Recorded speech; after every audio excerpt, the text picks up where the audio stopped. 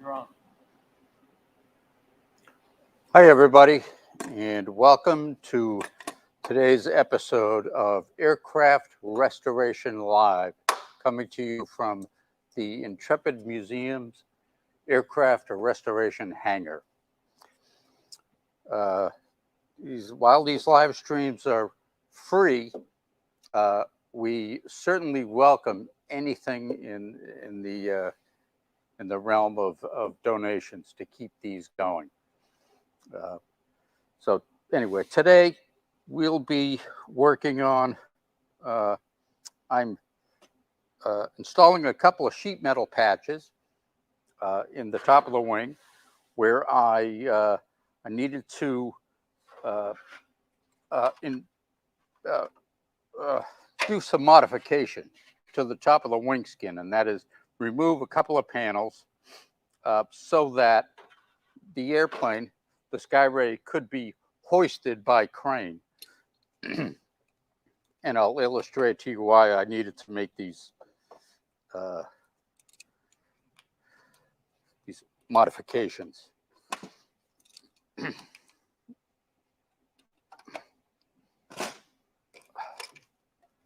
this is the Skyray? We didn't mention what aircraft. Yeah, I'm sorry. This is the yeah, I realize we don't have a huge view of the machine, so we don't. This is the Douglas Skyray. This is the museum's most recent acquisition, and a very fortunate acquisition at that, because this machine, we have photographic evidence down in the archives of this very airplane having flown from Intrepid in the mid-50s. During its cruise to the Mediterranean during the Cold War. So to have it here and to be able to refinish it, well, I consider myself the luckiest guy in the world. When it goes out on display, it's going to be refinished in the markings of that very aircraft that flew from here. So it will make a wonderful piece for the tour guides to do a great interpretation of. So anyway, back to the more specific stuff that I'm doing right here, right now. I don't know if you can zoom in, Liam. Can you see this? Can you see?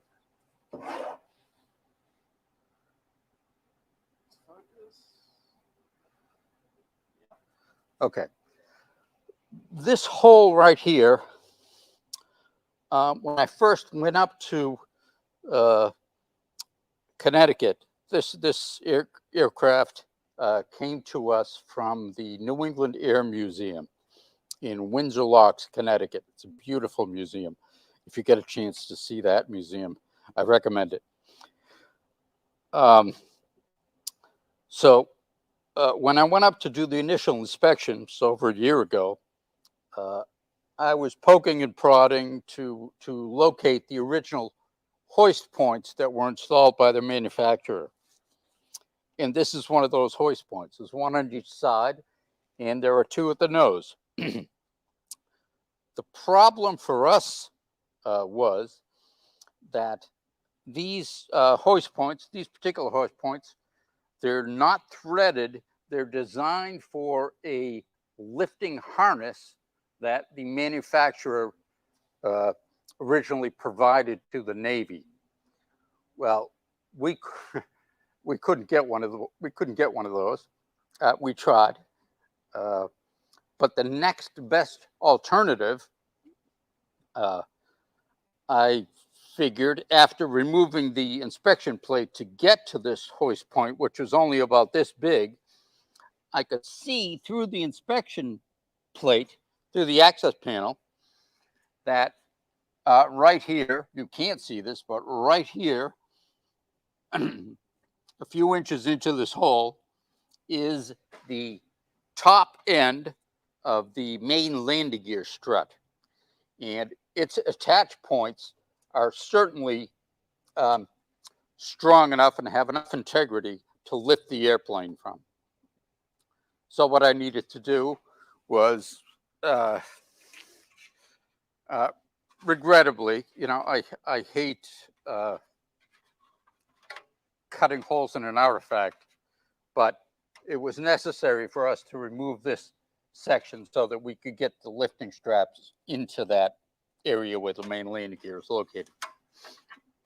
It was a relatively straightforward incision, if you want to call it that, and pretty straightforward and easy to repair. And after I put this new piece in place, and I sort of pride myself on this, if this airplane ever needs to be hoisted again, for some reason it needs to leave the Intrepid, it will be much easier for whoever has to do it, hopefully not me, but I'm building into place this access panel, which will be screwed into the patch itself proper, which will be riveted in place, and then this will be easily removable by screws so that lifting straps can go in there.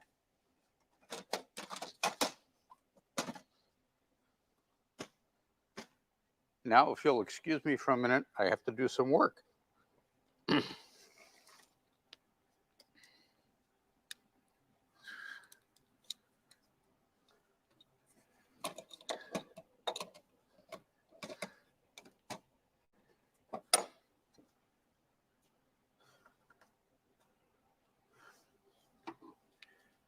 So what I'm doing right now is I am riveting in place these smaller pieces of sheet metal, commonly called doublers, which will be under the first layer of wing skin, to which I can then rivet the patch itself.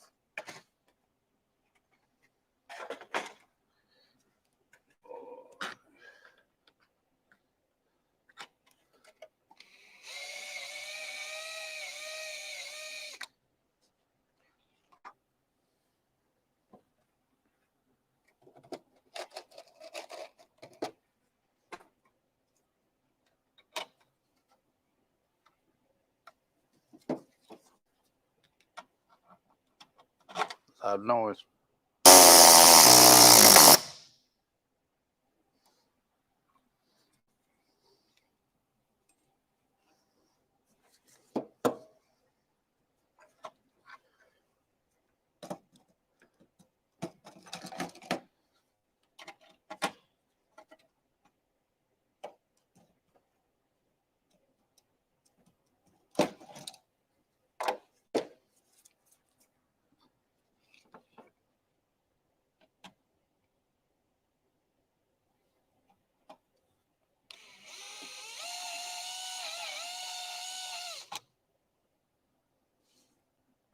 So tell us what you're doing exactly. You're drilling a hole?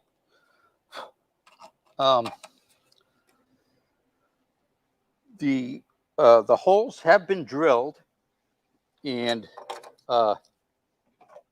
in each of those holes, these little doohickeys you see me removing, these are called Clecos. But Clecos is kind of it's a brand name. It's like Band-Aids. Yeah. So I think that the generic name for these, they're called sheet clamps. And what these do is this is a relatively straightforward thing. It's a spring that allows the center shaft to contract a little bit, and then I'll drop it into the hole that's been drilled, and when I release the spring, it locks the sheet metal together. Now, this other drilling you see me doing, the primary hole has been drilled, but this is a countersink, and this just shapes the aluminum near the mouth of the hole. And for those who don't know what a countersink does, is it bevels the edges of that hole. So the rivets that I am installing, they're flared at the top, so it won't go all the way into the hole. We'll stop right at the surface. It'll be flush. And it will be flush. Now this is called this is not a solid rivet. This is a blind rivet. Hold it down where your hand is. It's made of this. There are several components.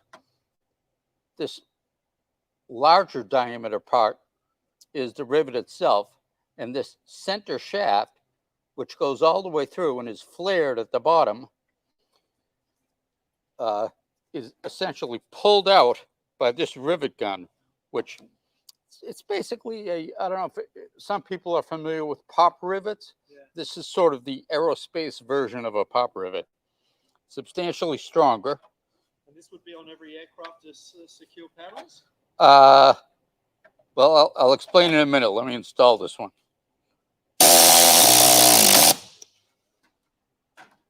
Okay. Now what I just did, and I'll get back to that in a second. What I just did is pull that shaft out until it can go no longer. It has flared the bottom side of the rivet, and then it snaps off. And the remainder of that shaft stays in the gun until I release it. It's a two-part trigger. Now, blind rivets are used primarily in places where solid rivets cannot be used. To install a solid rivet, you need to be able to get to the back of the rivet. It's usually a two-person operation where you have someone bucking the back of the rivet or flattening it or doing the job that this does while someone is riveting on this side. But I don't have access to the back of these rivets, so I need to use these blind rivets. There's a couple of reasons why I prefer to use solid rivets, why the industry prefers to use solid rivets.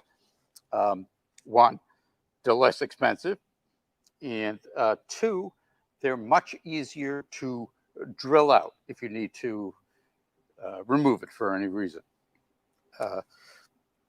It's usually all solid aluminum. Even hardened aluminum is easier to drill out than the steel centers of these blind rivets.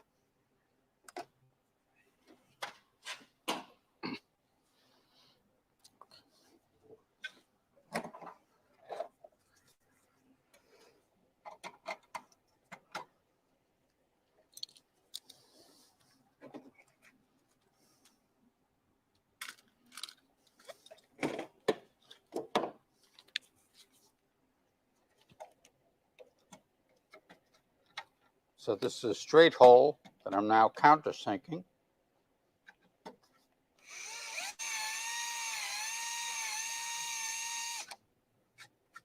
And this is a wonderful little device also. Can you focus in on that baby? Yeah. All right. It's called a micro stop. And after adjusting it to how deep you would like to bore the countersink, it's hands off. It's locked in place, and you can use it all day long and drill the exact amount of countersinking for however many holes you need to work with.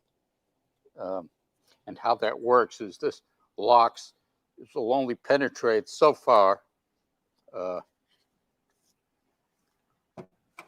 you'll be good.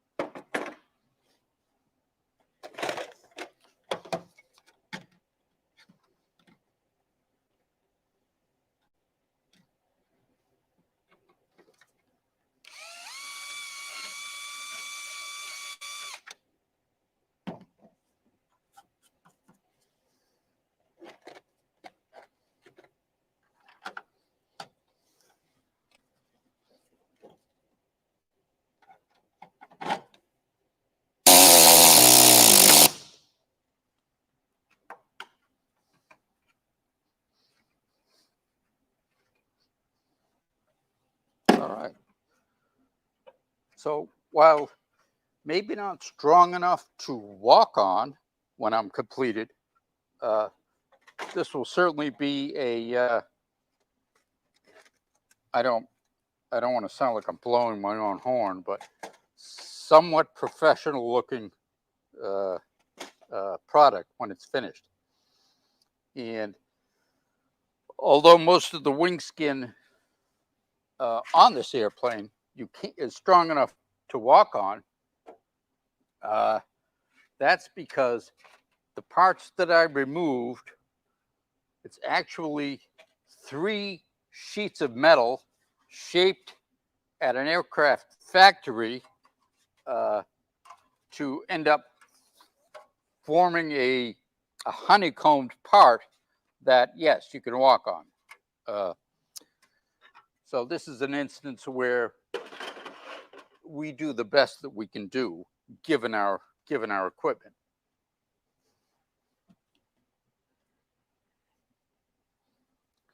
So why aren't the questions pouring in? That's what certainly there must be some experts out there that have questions about my methods. The materials that you've got, can you pick them up anywhere, or do you have to go to a special supplier? Yeah, special supplier. Well, it's not really that special. Anybody has access to it. Most of the stuff we get is from a company called Aircraft Spruce. And Aircraft Spruce, I hope you're listening. I want some kind of kickback.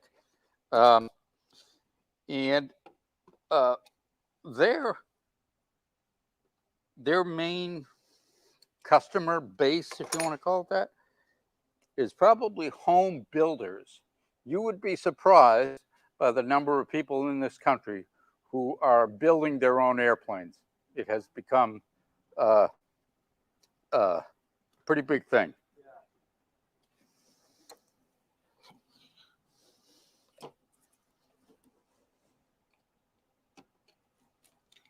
So anyway, yeah, it's nothing, no special military stuff. It's all, you got to think, this is back in the 50s when they made this airplane. So no special composite, radar reflective. Any titanium? No titanium on this bird. Or, yeah, there might be a couple of bits, yeah. But no plywood either.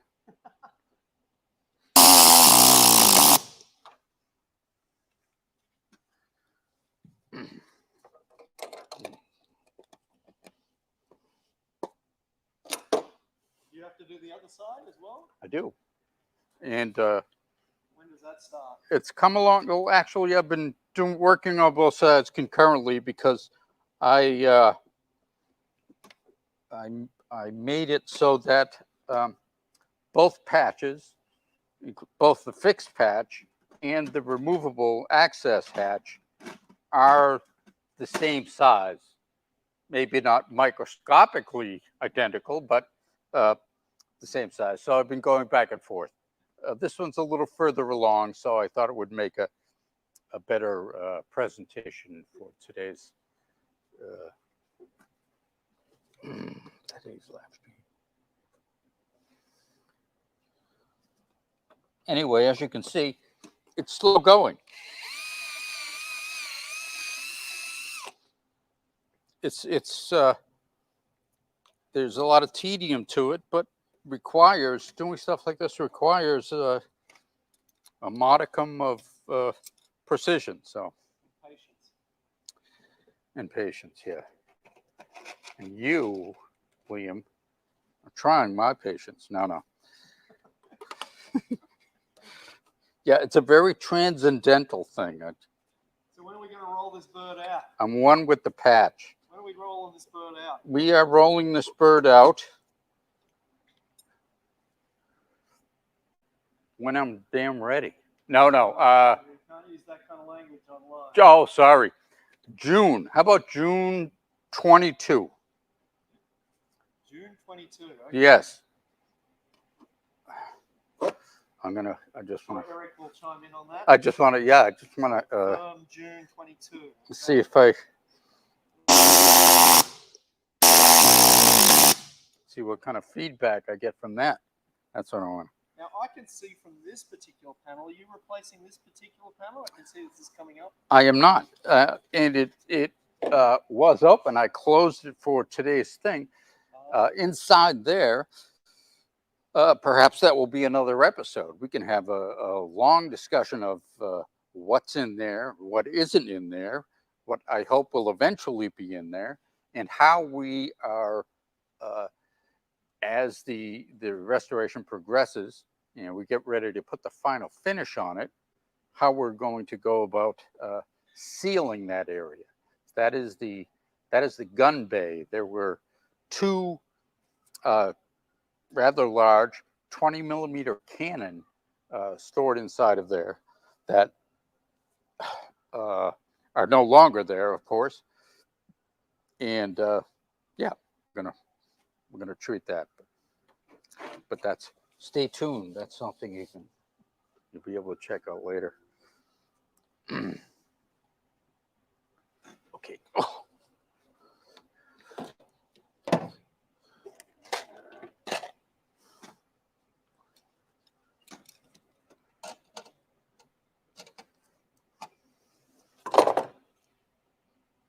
Tom, any questions?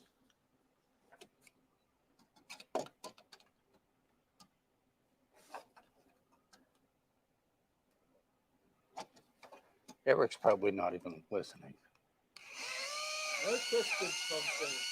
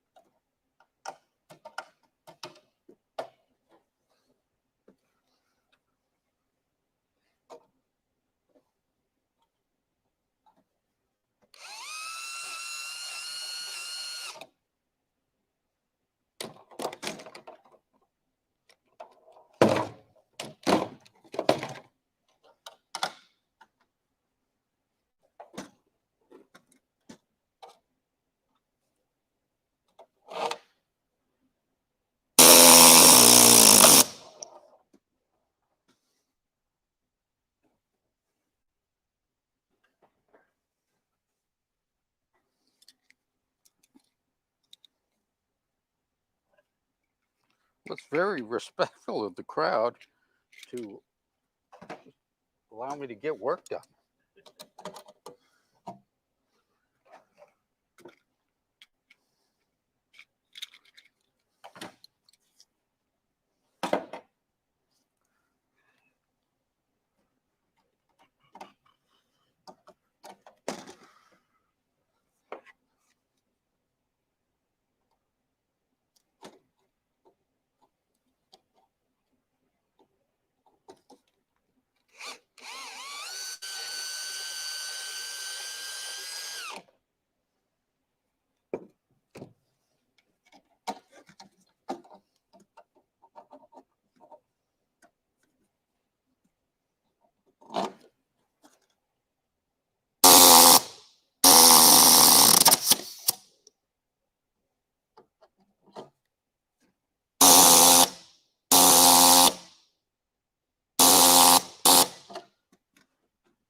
Peter, let's wrap this up, my friend. All righty.